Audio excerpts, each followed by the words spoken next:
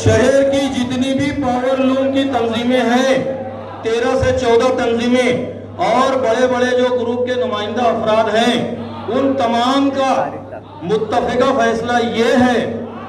2 किस्म की राय थी, लेकिन तंजीमों के जिम्मेदारों को पूरा शहर संभालने में दिक्कत आती, इसलिए दूसरी जो तजवीज थी कि 22/6 यानी आने वाले मंगल से बेमुद्दत मालेगांव कारोबार पावरलूम कारखाने बंद रहेंगे।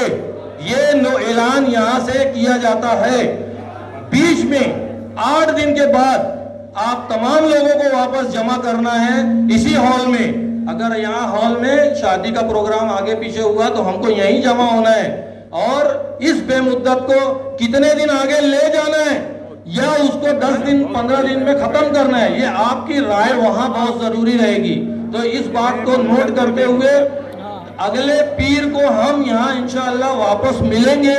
तमाम ही शहर की आवाम, खवास, बुनकर भाई, मजदूर और पावरलूम से मुंसलिक तमाम अफराद का शहर की तमाम तंजीमों के शुक्रिया के साथ आज की इस मीटिंग को मुलतवी किया जाए।